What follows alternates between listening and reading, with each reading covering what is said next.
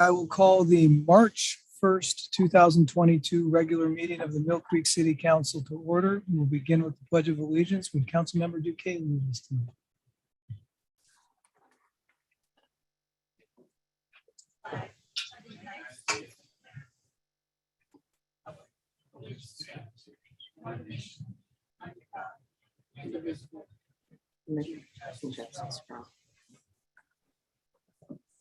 Thank you. Naomi, roll call, please. Mayor Holtzclaw. Present. Mayor Pro Tem Vanel. Here. Councilmember Bond. Councilmember Cavallari. Here. Councilmember Steckler. Here. Councilmember Allison. Here. Councilmember Duque. Here. Councilmember Bond notified us that he has a work conflict this evening. So can we have a motion to excuse? Motion to excuse Councilmember Bond. Second. All those in favor, please say aye. Aye. Any opposed? Okay, with that audience communication, would anyone like to address the council tonight? The first opportunity at the beginning of the meeting, another to follow at the end. Going once, twice. I'm hearing someone just echo. Someone make sure all your devices are. Okay, seeing none, we will move on to presentations. Mr. Harder, talk to us about pickleball. Fun stuff. I'll have to wait for the PowerPoint.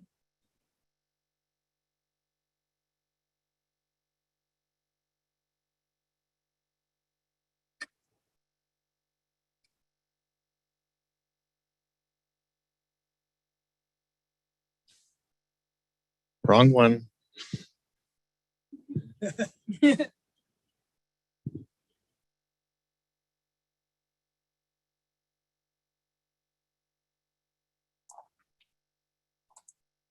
I'm sorry. I thought I had it all queued up and ready to go. Hold on one sec.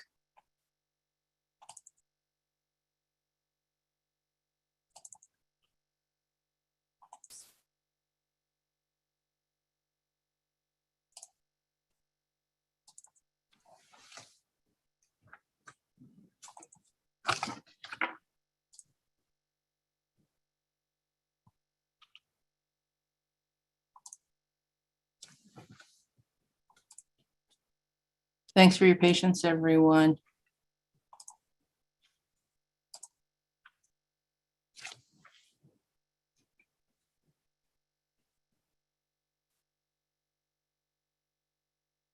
Can you see it now? Yep. I'm not sure how to make it bigger. Bottom right. To the left of that. Keep going left. Nope, right. This here. Right.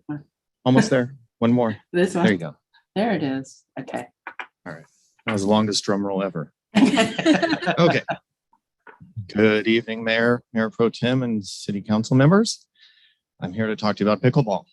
So let's go ahead and go to the next slide. Dating back to last autumn or fall, many residents have asked about pickleball support in our community, and city staff, along with the Parks and Rec Board, have completed plenty of research and come up with this pilot program for pickleball in Mill Creek. You can see here, this is just a quick slide from the USAPA Pickleball Association that just shows it's growing really fast. There's a lot of demand. And with the ability to retrofit pickleball or tennis courts to pickleball courts, it's a simple upgrade for us in the community. So it's gaining momentum.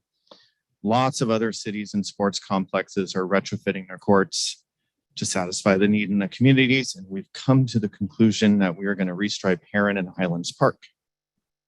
So the next slide. So city staff, we've met with plenty of the local pickleball ambassadors. There are plenty of them, and spoken with other cities about similar projects. The quote here is from the city of Seattle. They ran a very large pilot project back in 2019 and 2020 with astounding success. We've surveyed Seattle and other cities and figure out what would be best and the most equitable solution for our community. Next slide. So there's two diagrams here. The top diagram is what a pickleball court looks like. It's pretty small when you superimpose it on a tennis court below it. So we have these lines currently at Heron and Highlands Park. They were painted back in 2016. They're very faded and they weren't done 100% to US APA code, you could say. So next slide will show these recent aerial photos of both parks. If you can see those lines, you have better eyes than I do, but they are there. So the courts are in need of a deep cleaning, and they weren't cleaned last spring due to COVID. So they usually get cleaned every spring. So they're astoundingly dirtier than most. Next slide shows a little more detail on what these existing lines look like. So they've had some wear. They've been weathered. And the next slide will show some diagrams of what we are not going to be doing. This is, so most tennis courts are north to south orientation. These particular ones are east-west. The one on the bottom right is up at Everett, the Lowell Park. They decided to put theirs east to west, and it doesn't work that well. And you can see the top left one. We would never do that. But that is a portable net you can see in the top left. And most of these avid pickleball users have their own portable net. So this is not recommended by the US APA or any of the ambassadors in the area. So the next slide is going to show what we will be doing. So the top left shows what two courts look like. Now, try and keep in mind, they're not filled in blue. It's transparent. It's just the lines. They're just showing that to show what the court looks like. If you look in the bottom right, you can see like that green line. That's what it's going to look like most likely. And that's what we currently have in our courts right now. We're just going to do it in the right color and have it done right. And let's see. So we're going to be restriping the courts in two different ways. Heron Park is going to be striped for one pickleball court. This will utilize the tennis net for those that play as recreational families, etc., make it more equitable and usable for just the average person. But Highlands Park is going to be striped for two courts, like we see here. This will be utilized by the avid pickleball players, the ones that carry around the nets in the back of their car. And from talking with a lot of these folks, they play almost anywhere. They'll play at the Gateway tennis courts, basketball courts, wherever they can find a flat surface. So we chose Highlands Park to have the two courts. The Parks and Rec Board kind of decided on this because it's a bigger area. It'll allow for more players. When you have two courts, you can run clinics and lessons because all the people we've talked to, they will not run lessons on a single court. It's just not enough people. So Northwest Court Consultants were recently selected as the contractor of choice. They're going to begin cleaning these courts actually within the next few weeks and plan to stripe in April when it's warmer. So the next slide shows how we are surrounded by other pickleball courts, programs, and leagues. So having this available is a great resource for our residents. So you can see there's, in Maltby, Woodinville, Edmonds, obviously Seattle, Mukilteo, and Linwood, and then a lot down in Seattle. It's pretty popular. Next slide shows what the quick glimpse of equipment necessary. These aren't professional, but they're not entry level either. So you can spend $20 on a racket. Amazon, you can get a bunch of balls. If you want your own net, it's $130, which isn't bad. So after this pilot's done, it's very possible we will have these nets and loan them out to residents. See how that works. The next slide will show what we're going to do. We're gonna survey everybody. We're going to have signs up at these courts with QR code. So all the different people that use the courts can let their voice be heard, let us know that they like them, they don't like them, they want to see more, they don't want to see any more. We'll see what it looks like. But we definitely want to make the tennis crowd and the pickleball crowd happy. So there is a way to do it, and it's been done successfully. And if we mimic this, we should be successful. Next slide shows, this is currently on the website, citymillcreek.com/pickleball. On here, we have just a lot of the history, different places to play. And of course, in the news goes through all the different information on how we're trying to make this a state sport. Last slide is just thanking you. We hope this pilot program goes well, and we encourage the local pickleball community to use these courts and enjoy what may become our official state sport. Any questions? Thank you, Scott. Any questions? Councilmember Duque? That's fine. I just want to say thank you to Scott for his amazing work on this project. And I really mean that. As someone who is on the Parks and Rec board, we had talked about this for the last few years about restriping and moving it, but there was definitely a momentum that happened with Scott on board. And it's just incredibly exciting to see, and congratulations to all the Park and Rec board members that are currently on there for their hard work and focusing and prioritizing and presenting this to all of us. But Scott, you're really a one. We're so lucky as a city to have you as an employee. Thank you. Councilmember Cavalieri. Thank you, Mayor. Good job, Scott. I love it when we are responsive to the citizens in our community. And I know we've been kicking this around on the Parks Board for a while, and we've talked about it. I know all of us up here have received numerous emails, phone calls, bump intos, et cetera. And it really is good to see it start to come to fruition, and just not to maybe show the cake before it's fully baked, but we do have some other stuff for those listening on the horizon with potential expansion of pickleball courts and maybe new pickleball courts. I know Representative Lovick has, not very roundabout way, promised us about $200,000 at some point to upgrade or create new pickleball courts in the city. So we're doing everything we can. Really appreciate the work that the staff has done. And I mean, we've turned this around in like 6 months. So good stuff. Thank you. Appreciate everybody. Thanks.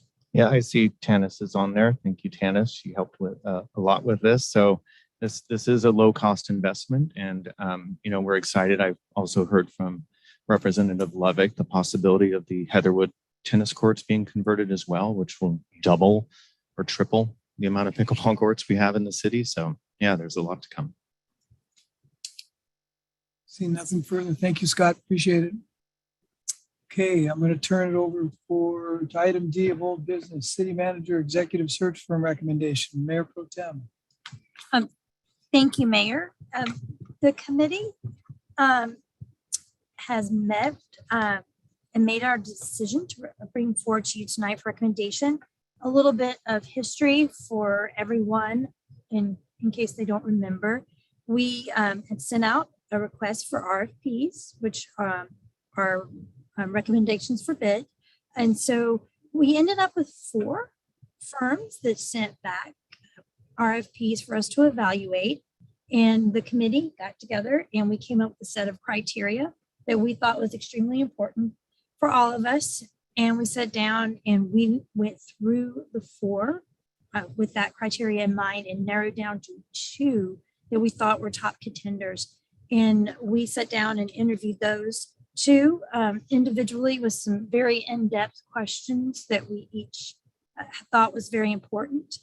And from that, we're coming to you tonight with a unanimous recommendation for Colin Benzinger, and to help guide you with through how we came to this decision and some of the things that are really important to you. Each one of us is going to share something that and draw your attention to something that was extremely important to us. And to help us with that, I've placed a copy of the RFP, should be at everyone's seat. And I am going to turn it over to Councilmember Steckler to start, and then I will speak to something that's important, and then Melissa or Councilmember Duque will round it out.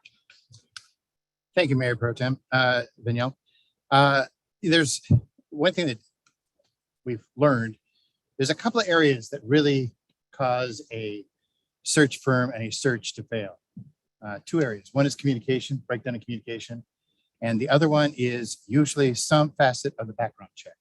Of all the firms that we talked to, all the firms that we looked at, the ones we interviewed, Cullen's approach to the background check was spectacular, to say the least. And then on the proposal that's in front of you, and for the people that are listening in, it's page 10 and 11, the pages where you look at this. And if you actually look at, let's see, it's page 9, takes you through their process of how they do a screening process. And it's, give you an example, it's a multi-point program. They start out by having every candidate, and they get like 60 to 100 candidates for search. Each candidate has to prepare a written introduction and statement as to why they want their own story, of their own story about why they want the particular position. That's step one. Then they do an interview process of all of their references. They take a look at, these include current and former council members, municipal attorney, external auditor, staff members, peers, news media representatives, director of the local chamber, community activists. They contact all of those individuals to get a background check on the candidate. They also attempt to contact individuals who are not on that candidate's list at all, so that they can actually get at least 10 to 12 people to get a summary of each conversation of a reference check. Then they do the most in-depth legal checks. They use American Data Bank, and they conduct checks on criminal records, state, county, and national level, civil records for any litigation, federal level, bankruptcy credit checks. This is the same type of level of gold standard that any police department would do, and most search firms don't use. Then they do a search on the internet, newspaper archives, and social media. So they're searching every local newspaper that the candidate would have any potential activation in. So they're looking for any and every story about that candidate. They then do a verification of the education and work history, going back the past 15 years of any verification of work history and education. And finally, they ask the candidate to prepare a written disclosure statement, disclosing everything that they have stated in their application. This is by far the most comprehensive background check system of any search firm. I felt they were the most spectacular. And from all of us in the committee, we thought this was very important. So we wanted to bring that to your attention, why we felt that this firm was, this one point of many was one that we felt was very important to bring to your attention. I'll turn it back to Mayor Pro Tem Vignal for next step. Thank you, Councilmember Steckler. Yeah, and on top of the fact that this firm provides outstanding background checks that thoroughly impressed us, we were also very impressed with, if you'll turn to page 13, they have already laid out, and this is just a guideline if we were to make the decision on the 8th, and we're trying to make the decision tonight, that they actually have sat down and laid out the guideline of a schedule and what we would be looking at and how we would work through at each phase of the schedule to give us a very in-depth idea. And they have laid out, we will be working with Linnell. I forgot to mention that. And she laid out, showed a very strong understanding of the things that we are looking at, the challenges that we have, and also the strengths that we have. And she really understood where we were coming from and what scope of work we were going to need. And we thought this was very important, and we were very impressed with the level of and quality of and attention to detail that they had put into this. So I'll let Councilmember Duque finish. Yes, absolutely fantastic. The points that Mayor Pro Tem and Councilmember Steckler have made. For me, one of the things that definitely stood out was a really good, firm understanding of the market and their experience in this type of position with city managers, but not just city managers, but also local in their searches. If you look to, for reference, page 19, you'll see Linnell Klein, who will be our project manager for the search, who we met with, shared here the list of previous searches that they've done and that she was a part of. So this is someone who definitely knows what they're doing. I had questions about what should we expect for the longevity of someone in today's job market. Who are we? What are those candidates going to look like? Where are they coming from? And I felt really comfortable. I think we all felt really comfortable that they had a good grasp of that, about that, because I know that building that trust in figuring out that stability for us as a city is something that we've heard over and over again. And so I appreciated this particular thing to highlight for all of you as another reason why we would like to go with them. So with that, Are there any questions from council for committee members? Councilmember Cavallari?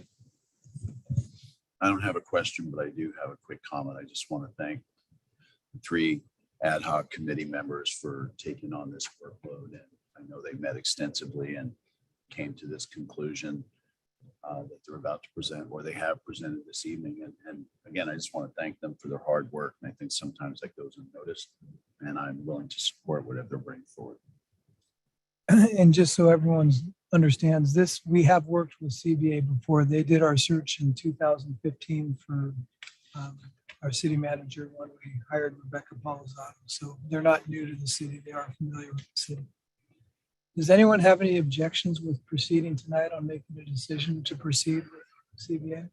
We weren't scheduled to do it tonight, but we can if there's no objection. yeah, did you need us to make a motion or did we just tell them? Or Well, how do we- that's my question for the city attorney. Grant, is this a contract that we authorize the city manager to enter into, or since this is a search for the council's sole employee, is this a motion to authorize me to enter into a contract and execute a contract on behalf of the council? I just haven't seen their form of agreement to know who enters into the contract. Nor have I, Mayor. So it would seem to me that if you entertain a motion to have the acting city manager execute the contract with the company following review by the city attorney, I think you'll have it covered. Okay, so I think the motion, as Grant stated, enter into a contract consistent with the proposal as has been presented.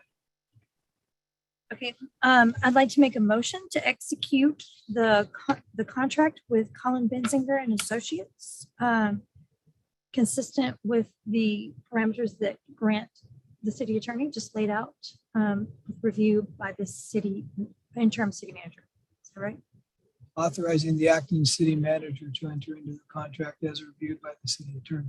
So it's correct, you had the roles reversed. Does that work?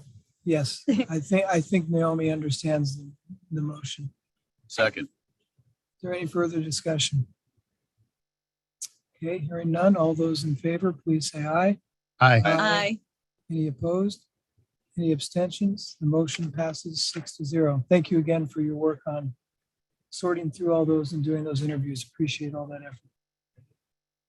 Okay, that brings us to item E of old business. I'm going to welcome to the meeting Gene Smart from the A&B board to give us a presentation on the utility box project.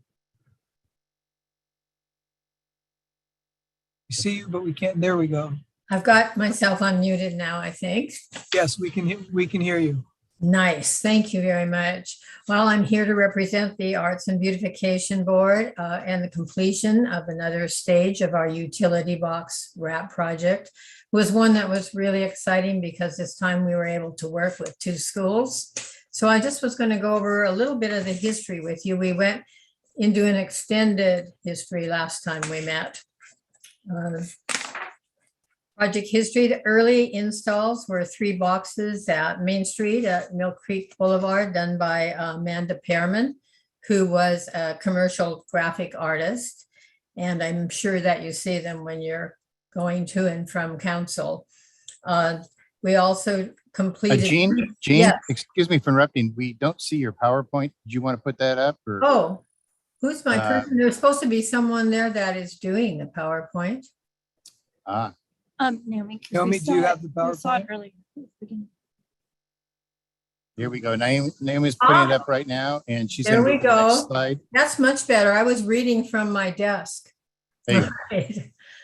All right, go ahead and move along, Naomi.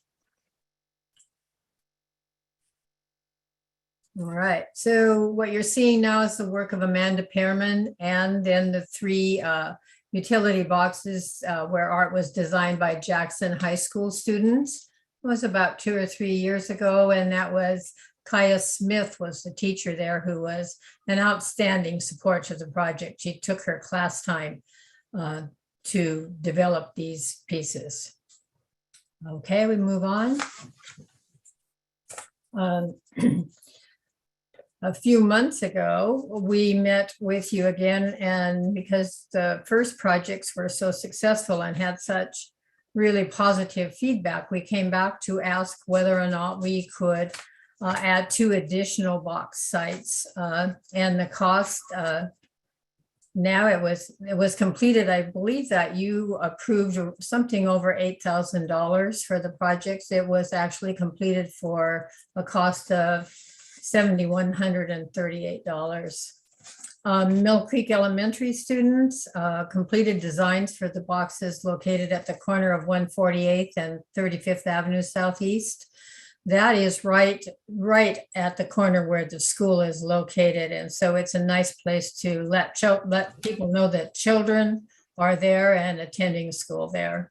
I want to thank Principal Brenda Fugavand and the assistant principal, Kristen Dickert, and the PTA president, Margaret McAdams, because they did this themselves. They do not have an art instructor at the school, but they do have art docents.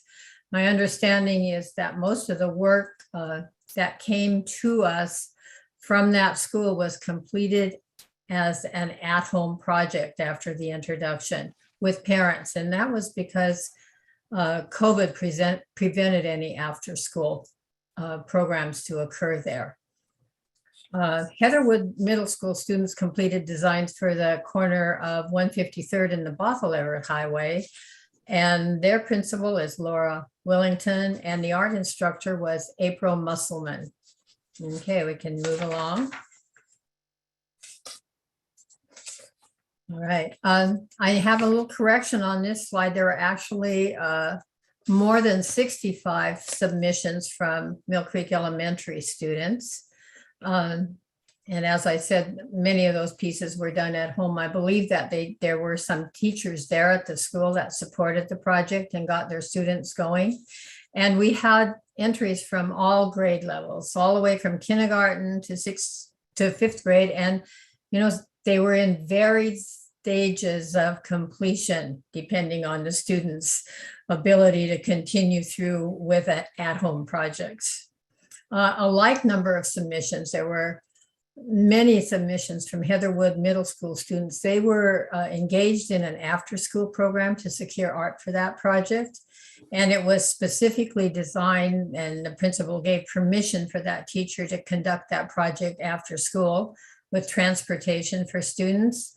And she actually was done with no pay for the teacher. She just really wanted to be involved with us. And that's a really special thing. Finalists were chosen at the in-person meeting of the board, and that was December 1st. We were really shooting for a December 31st finish, but that didn't happen just because of a variety of issues. Just to tell you a little bit about the process, we brought all the art into the council chambers there, and there were stacks and stacks of it, but we were able to whittle it down to about 32 pieces that we wanted to make decisions on from each school. And then what we did was actually have a voting process where everyone chose their top entries. And then we left that meeting with just like around 10 entries per school. And the next day I met with Evermark personnel to determine the finals with them, because there had to be pieces of art that would work on those boxes. And so that was how the final ones were made. And then after the art went to Evermark, then they had to decide which pieces they could actually apply and sort of a mix and match artistic project to find out which pieces would actually fit on the boxes. And that has something to do with horizontal and vertical pieces and the size of the boxes. So here were your winning submissions, Mill Creek Elementary School. Those students were all notified. They're extremely happy. We got good feedback on the school's website because the parents were so pleased that their children had this opportunity to shine here. And Heatherwood Middle School, those were the winning entries. So those are the art pieces that you actually will see on the boxes. All right, and we have some before and afters. Here's 153rd and Bothell Everett Highway before. And here's 153rd and Bothell Everett Highway after. So I went down and took some pictures yesterday, and they're much more vivid than this. And I hope you've had an opportunity to drive by and see how much better that looks. And we have before and after also. Here's the corner of 148th and 35th. Well, look up there, Melissa Duque. Mine's back there. Mine's back there, Why is too. mine on the ground? I don't know. This was our before picture. I actually didn't mean to bring in the campaign signs, but that's what's there. I see Stephanie too, right? Yep. And here's the after, and with the art, and you can clearly see it's children's art, and that's what we were going for there. And having the students have their art displayed is such a nice opportunity because it gives them a chance to be part of the community, to actually contribute, but it also gives them audience for their work. And you know these streets are really busy, so they're getting lots of audience. All right. We wanted to thank you for your support in funding this project. Special thank you to John Steckler, Council Member Position 1. Thank you, John. Jody for keeping this all going and dotting the I's and crossing the T, and that's over time. Also wanted to thank West Hanold Evermark. He's been available to me on the phone off and on throughout all the projects, the earlier one for the high school too. And he's the person that shows up to help me make final decisions and the person that works with the application personnel when it goes onto the boxes. And so we're looking forward to working together on our mission to provide leadership in the future for this outstanding community. Thank you very much. It's nice to have a celebration. Thank you, Jean. Great presentation. Does anyone have any questions, comments they want to make? Mayor Pro Tem and then Councilmember Steckler. Thank you, Mayor. I just want to say, Jean, I actually was walking with one of my neighbors down to go to Bequest Coffee the other day, and we walked by the one right there at 153rd, and it is so pretty and bright. And I immediately noticed it as soon as we walked up right there. So I really loved it, and I had noticed it already before the presentation. So just excellent, and so nice to see the artwork of the children in our community to be displayed in such a beautiful way, and it just makes everything so much more bright, vibrant, and beautiful. So thank you to everyone for all your hard work on this. It's really quite beautiful. Thank you. Councilmember Steckler. First of all, Jean, thank you for a fantastic presentation. That was a great recap. And yes, I felt like applauding and jumping up and down at the end of it. It was nice to celebrate. It's a great enhancement to our community, and it's a great celebration of our youth that will last forever. I mean, that's the beauty for these young people that got selected. Their artwork will be up on these boxes when they are still around as 20, 30 or 40-year-olds in our community. And that's a great testament to our community of Mill Creek. I also want to make sure that in passing out the thank yous that people know that this last go around with the kids, getting kids artwork up is a very difficult job. It takes a lot of corralling, and Jean was the person who headed this up, getting the artwork created by the students. And during a period of COVID when students weren't in class, took an extra effort, and she was the champion that not only made sure that the artwork got created, these kids got the chance to create that artwork, and that she was the one that worked with the artist to actually get it created on the sign. So a big thank you goes out to you, Gene, for making this project and making sure that the elementary kids and the middle school kids got their artwork up and on these boxes. So thank you for what you did. Thank you very much. I just want to add to that, Ms. Musselman and Kaya Smith would love to work with our community to make student art more visible in the community. They both were really engaged in these projects, and really and truly, it was a real stretch for Mill Creek Elementary. It's taken 2 years to get that project together for them, just because of a various kind of coordination. Councilmember Duquesne. Thank you for all your amazing work. I will repeat what everyone is saying. I just have a recommendation. If at some point there can be photos of the students who won with their with the utility boxes, I think that would be something that would be fantastic to have, whether it's for our website, but in general, just to have those archive of moments. I think it's really special. And then also same thing with the Arts and Beautification Board. I think we sometimes forget to take those photos and keepsakes for our history. And so I think that's something that would be really great. I could see this on, another plaque, one of the other historical plaques in the future, that kind of thing that we have on the town center. So thank you for your work. Thank you. Councilmember Cavalieri. Thank you, Mayor. Hey, great job, A and B board, everybody from top to bottom, beginning to end. I think what this really does, we saw the presentation about pickleball a moment ago. We saw the finished product of the utility boxes now. I mean, just how blessed we are to have such active boards and active groups that really put together and put out a great work product. And we really are, it really makes our city shine. I just want to thank you, all of you. Thanks. Thank you again, Gene, from all of us. Appreciate it. And to the A&B board. Thank you. Okay, that brings us to new business. Item F, Design Review Board appointment. Councilmember Steckler, are you handling this? Thank you, Mayor. Today, the 3 council members got together to interview candidates that included Councilmember Duque, Councilmember Allison, and myself. We also met with the chairman of the Design Review Board. We interviewed 2 different candidates that we would both like to make a motion tonight to appoint Dave Gunter and Diane Sims to 2 3-year terms on the Design Review Board. Second. Is there any discussion? All those in favor of the motion, please say aye. Aye. Any opposed? Any abstentions? The motion passes 6-0. We have 2. Are these both reappointments? I know Dave is.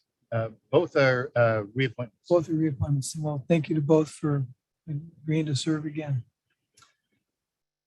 Moving right along, item G, acting city manager resolution to approve telecommuting policy for inclusion in the city's personnel manual. Thank you, Mayor. Yeah, currently we finally have a resolution here to seek consideration and approval of this telecommuting policy that we brought in front of you. I believe it's on the council meeting in February 8th. Giving an opportunity to kind of look at that and review that, and if you had any questions on that as well. The COVID pandemic actually highlighted the city's need to actually bring forth a telecommuting policy that would support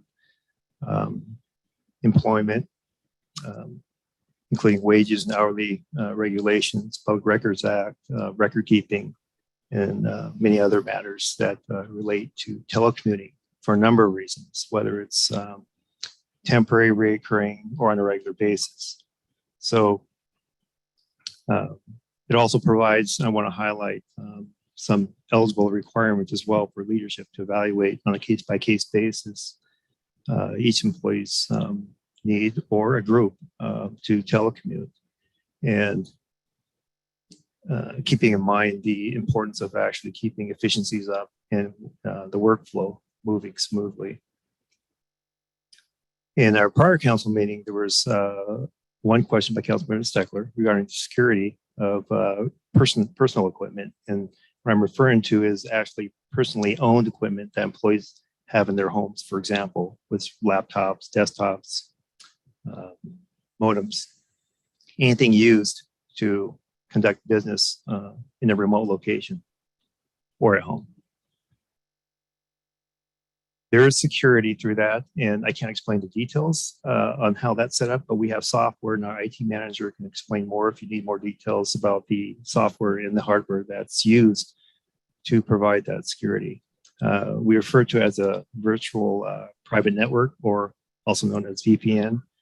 And basically, in the layman's terms, is when work is conducted at a remote location and any information is transferred, whether it's sent or received from a remote location, it's encrypted, which includes the IP address, any data that's flowing. That information is continually hidden so that third parties are not able to determine what the IP address is or even the data that's being transferred. So that's, in short, is what the VPN does, and that's how the information is secured from a remote location.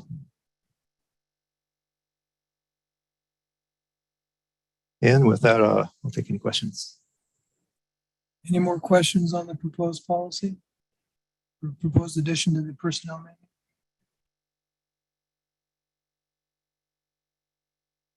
This resolution would be 8635. Mayor, I'll go ahead and make the motion to move to adopt resolution 2022-8365. 6035, my mistake. A telecommuting policy for inclusion in the city's personnel manual. Second. Is there any further discussion? Hearing none, all those in favor of the motion, please say aye. Aye. Any opposed? Any abstentions? The motion passes 6-0. Item H, I'm going to turn this over to Councilmember Cavallari, as he's the one who suggested we consider this resolution tonight. So I'll ask him to speak to it briefly.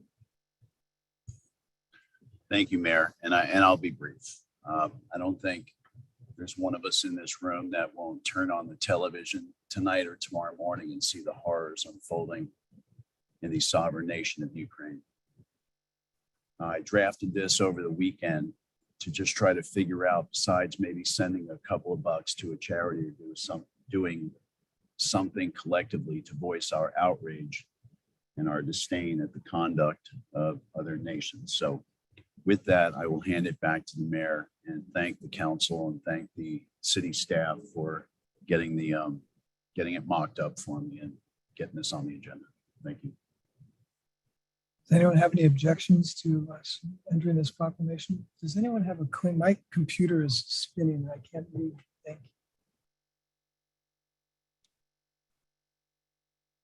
you. Okay, hearing no objection, I'll read. Mayor, Yes, this was prepared as a resolution, so need a motion. need a motion and a second. Yeah. I didn't realize that it is, so. This would be resolution I'll make a motion. 6036. Councilmember Stecker, 6036. correct. Make a motion to approve resolution number 2022-6036. A resolution for the city of Mill Creek, Washington, expressing the support for the people of Ukraine and the American citizens of Ukraine in solidarity to the horrors that we're seeing in the Ukrainian country. Second. Should I read the resolution as it was drafted? Proclamation resolution. Yes. Okay, whereas on February 23rd, 2022, the Russian Federation commenced an unprovoked attack on the peaceful, free, democratic nation of Ukraine. And whereas the United States of America and virtually all nations have condemned Russia's conduct as a violation of Ukraine's sovereignty and a threat to the security of Europe. And whereas Russia's continuation of hostilities in Ukraine already is resulting in civilian casualties, forcing peace-loving Ukrainians to flee their homes and triggering a flood of refugees into neighboring countries. And whereas the Ukrainian communities in Mill Creek, Washington State, and throughout the United States are understandably distraught with worry over the fate of families, friends, and loved ones still in Ukraine. And whereas the city of Mill Creek City Council supports the Ukrainian community in our city and throughout our country in this difficult time. Now, therefore, the City Council of the City of Mill Creek resolves as follows. Section 1, the City Council condemns Russia's unprovoked attack on Ukraine and urges our national leaders to support Ukraine and seek an end to the hostilities. In Section 2, the City Council expresses its solidarity with Ukrainian American community members here in Mill Creek and throughout our country during this challenging time, and encouraging all citizens to explore ways to assist those displaced by Russia's attack on Ukraine. If there's no further discussion, all those in favor of the resolution, please say aye. Aye. Any opposed? Any abstentions? Resolution is passed 6-0. No, I'm good. That brings us to our consent agenda this evening. Only one item, the City Council meeting minutes of our special meeting from January 18th, 2022. Can we have a motion to approve the consent agenda? So moved. Second. All those in favor, please say aye. Aye. Aye. Opposed? Abstentions? The consent agenda is approved 6-0. Reports, two quick things. Our retreat is set, the 15th and 22nd. We're ready to go. So look for some retreat homework with the SWOT analysis. I'll be coordinating in the next couple of days with Andrew Ballard on when that'll be coming out, and I'll let you know when to expect it. But that will be before the hearing, so we'll hit the ground running on the 15th. The only other item was I was notified today by the county that they had purchased a large quantity of COVID home test kits that they're making available to localities. And so the acting city manager is going to be putting in a request to get some for our community. That's all I had tonight. Mayor Pro Tem, any report? Thank you, Mayor. I do have a report. I'd like to start off by saying that I was saddened to hear the news of Fred Philbrook over the weekend, who on the Mill Creek View, and his family has my condolences. I've been busy, so I think the main things to highlight that I have been to, I did participate in the AHA meeting, the Alliance for Housing Affordability. Just to highlight, they gave us a presentation, and currently Mill Creek has the highest median house for sale in the whole all of Snohomish County at over $1 million. And currently, in order to buy a home in Mill Creek, is estimated you need to make $224,000 a year. They gave a great presentation that outlined for the whole county different areas of what you can actually buy with what incomes and who could actually afford to live where. And quite a few doctors and attorneys can't afford to live in our county.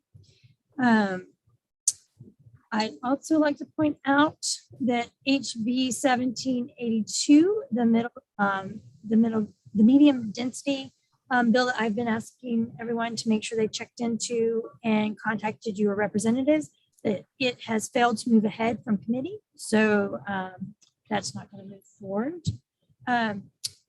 Regarding the health board, I just want to let everybody know that Heather Thomas is moving on. She will no longer be heading up the health board. She's going to move on to be city administrator at the city of Snohomish. So she will not be there anymore. And everyone is sad to hear that news. I thought you may want to know that. No, Mark's not here. I know Mark and Vince would probably be interested in that news. So that's all I've got. Thank you. Councilmember Steckler, any report tonight? In place of a report, I would like to make a short statement that I've put together, a personal statement regarding the passing of Fred Philbrook, which was already mentioned as the editor of The View. And again, this is a personal statement of mine I wanted to make public regarding him. Fred Philbrook was a force of nature. He was like an 80-year-old Energizer bunny that just kept going and going and going. I interacted with Fred often in two different areas. One as a councilman for the city of Mill Creek, and the other as he was a fellow founding member of the Kiwanis Club of Mill Creek. I don't think I've ever met another person in which I was so diametrically opposed on social and political views. He was one extreme and I was the other. That being said, we found a way to see the similarities in each other. We both loved the city of Mill Creek and we both loved and supported the youth and all the programs. We found a way to focus on our similar interests and then we could respect our different views. That way we could, and we did, become friends. I think a lot of other people could learn from the friendship Fred and I developed. Fred was my friend, and I will miss him. That's my report. Councilmember Cavallari. Thank you, Mayor. Nice words, Councilmember Steck. I too want to comment on the passing of a dear friend, Fred Philbrook, a community pioneer, a true patriot, someone who absolutely loved his community and was tireless in protecting it, carrying out whatever he could on its behalf. He belonged at his passing, I believe, to 13 different groups and organizations locally, military organizations, community organizations, and just was a tireless advocate for anyone and everyone. And he was a tremendous asset. To know him was to love him. John, your words are echoed. I don't even think I can expand on them. I'm really saddened at the loss of our friend, but heaven gets a new mate. Councilmember Allison. I don't have any committee reports, no activity this past week. The passing of Fred has been a true loss from my perspective too. Our community has lost a great advocate for so much of what happened here, and his wife Nola and the family. I just hope that they can get some peace. Councilmember Duquesne. Yeah, I forgot a couple of things. I echo everyone's comments. I got to know Fred not through politics, through my boys delivering his paper for probably 7 or 8 years every 2 weeks. So he will be missed. He was a force. There was a good choice of words. One thing I forgot to mention, I will be speaking about housing affordability. You recall I mentioned that the county executive is reconvening his housing affordability regional task force. And so we are meeting tomorrow afternoon. And then I just need to make a comment on the missing middle legislation the Mayor Pro Tem reported on. Keep in mind that the city of Mill Creek is part of the PSRC, the Puget Sound Regional Council. It's a coalition of governments. That is the group that put together the Vision 2050 plan that calls for putting the growth as much as we can along where we've invested in transit. We, as an organization, the PSRC pays an executive director to advocate for that. And part of his advocating is advocating for missing middle legislation, which the PSRC has identified as necessary to carry out the Vision 2050 plan that we as a region have decided is what we want. At the same time, cities within the 4-county Puget Sound Regional Council are advocating through AWC to kill the legislation that the other organization we're part of is saying we need to implement the land use vision that we have for our region for the coming 3 decades. So I just want to put out that little nuance that it's so, I'll editorialize, a little bit hypocritical for us on one hand to be advocating for a certain plan that we want for our region, and the other hand doing what we can to undermine it out of the name of local control. So I'll get off my soapbox. Acting City Manager, any reports tonight? Yeah, we have staff and myself, we have 2 reports. First one real quick is just a staff update, kind of where we are across the departments, across the city of Mill Creek. HR, in HR, we have an HR manager position that's actually posted. We're reviewing applications as they are received. Admin, the deputy city clerk position is posted as well. We're reviewing applications as those are being received as well. Finance, staff account related to our litigation. That is in legal right now being reviewed. That will be posted shortly. In our public works department, we have a maintenance worker position. the position will be posted this week. It's in review in HR. Also in Public Works, I wanted to welcome our new senior planners, Sybil Teta, started on Monday. In police, we have one support services position where we have an offer letter out to our technician. We're hoping to get that offer letter back sometime very soon. And on the other side of police, regarding the commissioned officers, I'm going to hold off a bit on those. And I'll let our chief of police report on those next week when we have more details and we're a little bit further into the background. Good news. And that's the update on staffing in City of Mill Creek. Thank you. Was the community events in the packet for our information, or was there a discussion on that? There will be a short report on that by Jody Hawkins. Okay. I just wanted to kind of preface that with, we put this list together recently. We wanted to be mindful of our capacity and our ability to get these events done in 2022. We included everything that was in there from prior to the pandemic to make sure that council is looking at everything that we've done in the past. Ms. Hawkins will go over the details of this PowerPoint and explain how they got to the point where we added those items for 2022. If there's any readjustments or any type of prioritization on those events that council requests, we can make those accommodations, keeping in mind that something has to probably fall off as well, but we can address that as the time comes. So now I'll hand it over to Jody Hawkins. Thank you, City Manager. Thank you, Mayor and Mayor Pro Tem. I think Naomi is going to put up the spreadsheet just so you can take a look at it. So thanks for the opportunity to just give you a little glimpse on what we're going to be talking about in our actual PowerPoint presentation next week. I wanted to show this to you so that I could show you the key. Naomi, can you scroll to or go to page 2 on that? Thank you. If you'll notice in the lower left-hand corner, there's a key, and it shows that in the items that are kind of that bold purple color are the items that the city, that our team, Scott and myself, along with all the other folks who work tirelessly on these events, are responsible for. The other things, the light colored burgundy, are collaborations with other community events. And then in black are just community events like the town center events. And then in blue, that's something that we're hoping to bring on that's new. And we'll be talking about that more in depth in the presentation. So I just wanted to give you the opportunity to look at these over the next week. Our hope is that you will, and that you'll just take note of what's possible, what we think we could do this year. And then we want to do a nice presentation for you next week at the city council meeting, in hopes that we can get everybody excited about 2022 and the events that are possible with our team.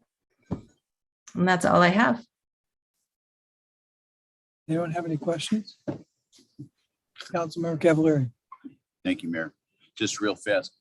Jody, I noticed it says by Memorial Day, it says I believe it just says the commemorative ceremony. Are we thinking of not doing the parade, our first opportunity after COVID this year? It's true. We are thinking that the Memorial Day parade is not going to work for us this year. We did put it at the end of the presentation just in case, but parades typically take nearly a year to plan. And with just Scott and I in this department, that the likelihood that we could do that this year would be nearly impossible, honestly. But we are planning on the Veterans Day parade.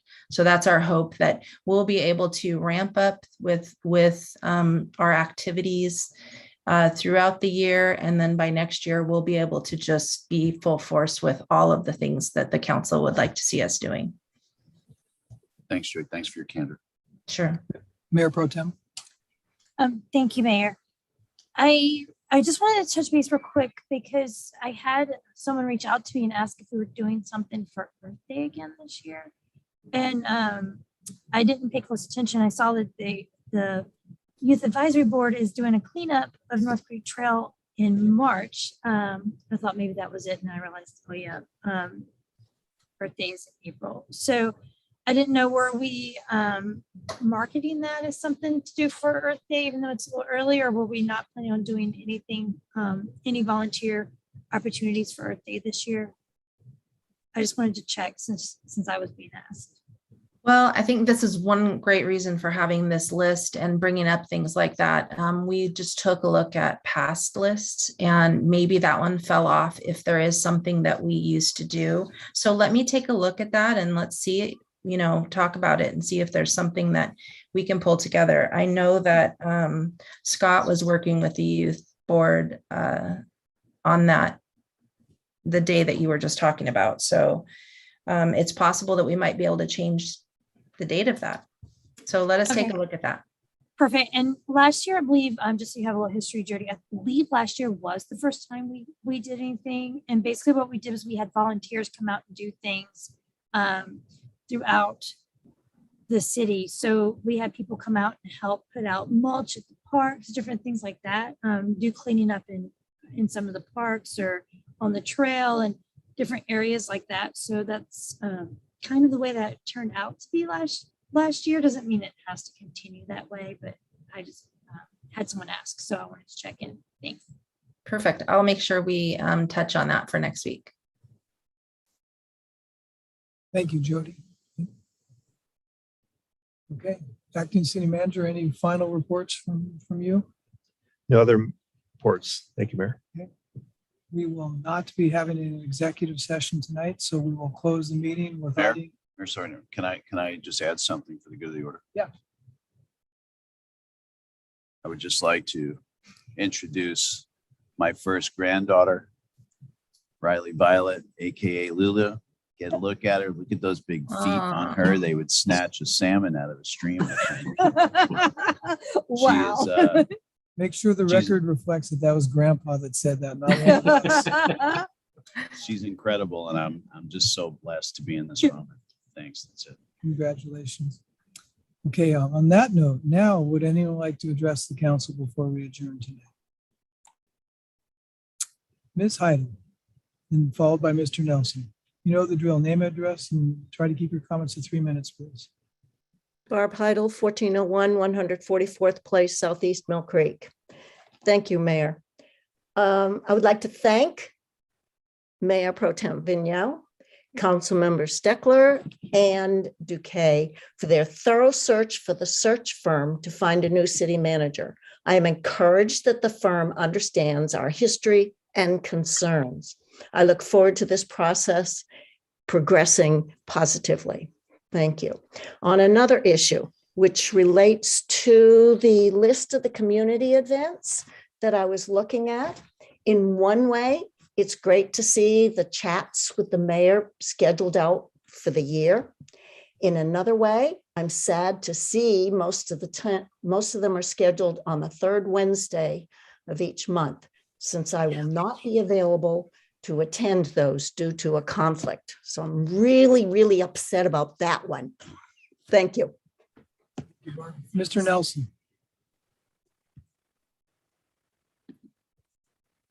Will Nelson, 14925 29th Drive, Southeast Mill Creek. On the Ukrainian thing, I noticed an act of unheralded bravery, at least as I would consider it, on the TV the other day. As this civil defense force was moving out, among the force was a young woman in her skinny jeans with her ponytail flying in the breeze and the Kalashnikov rifle in her left hand. I've seen this before, and while I found it heartening, I also found it very sad because my generation does not necessarily view combat as a woman's role, but that's my generation. I found it to be exceedingly sad to see that, but I recognize her right to defend her country. And we should be grateful that there are people like that who still exist. Anyway, second point, as the mayor pro tem said, 1782 is dead. However, 1660 for ADUs is still alive. Where it's going to go, I don't know. Lovick, Berg, and I think her last name is Donaghy, have been asked to support the HOA's exemption on that. And Lovick appears to be pretty much against it. And we've heard nothing from Berg and Donaghy. And so we don't know where they stand on that. So time will tell. At this point, the way these guys are acting, I'm not too sure what good they are for us. I'm now of the opinion that Lovick wants to be a politician and not much else. Anyway, end of comments. Thank you. Thank you, Mr. Nelson. Anyone else like to address the council? Hearing or seeing none, if there's no objection, we'll adjourn the meeting at 7:06. Woo. What are Thank you, guys everyone. doing? We'll see you next week.